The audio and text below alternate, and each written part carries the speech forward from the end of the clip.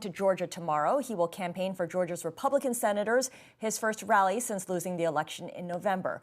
Georgia, of course, ground zero for control of the U.S. Senate with the runoff election for both Senate seats on January 5th. If Democrats can win both seats, the Democrats will control both houses of Congress and the White House. Bloomberg government congressional reporter Emily Wilkins is on the ground in Georgia this week, and she joins us now from Atlanta. So, Emily, clearly the stakes are very high. What can you tell us about polling? How close are these races still? These races are very, very close. We did see a couple polls come out the other day showing that the Democratic candidates are certainly in the lead, but I think everyone's really hesitant to put too much stock into the polls after what we saw on November 3rd.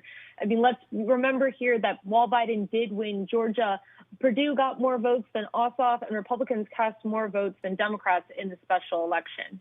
Now, Georgia voted for Biden in the presidential election for the first time since 1992. How much of that was tied to turnout, and what does that mean for efforts to turn out the vote this time for the special election? Turnout's the name of the game here in Georgia for this runoff, and you really can't overlook the turnout in Georgia in this past election. It absolutely broke records. When you dig into the numbers, it becomes clear something else was going on with the presidential. A lot of people who voted for Biden at the top of the ticket then voted for Republicans further down. These are people who lean conservative. They wanted to see Trump get out of the White House, but they also didn't want to give Democrats unchecked power in Washington. Well, speaking of President Trump, his team is on the move. Mike Pence is traveling to Georgia today. The president will hold a rally in Florida on Saturday.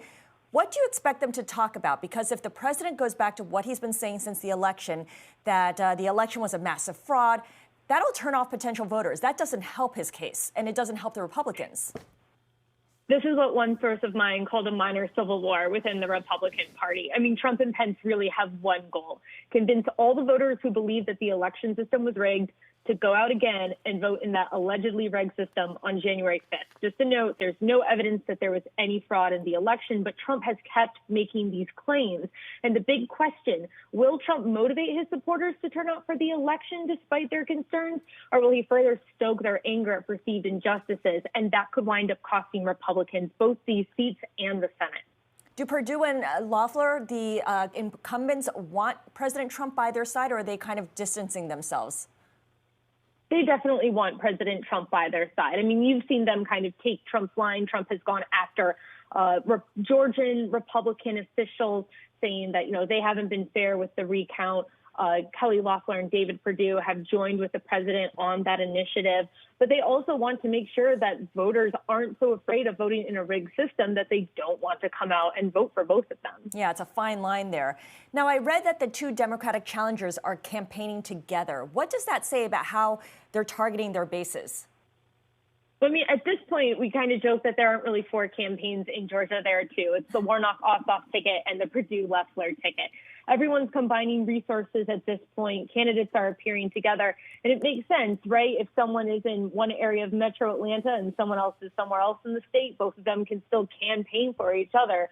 So we're seeing a lot of that, and I think it just gets down to the fact that really in this race, every vote matters. It's close enough that there's no person who's being left behind here. It's an all-hands-on-deck situation. Yeah, it's going to be all hands on deck for the next couple of weeks. Bloomberg Government's Emily Wilkins in Atlanta. Thank you so much for giving us the report from the ground. Really appreciate it.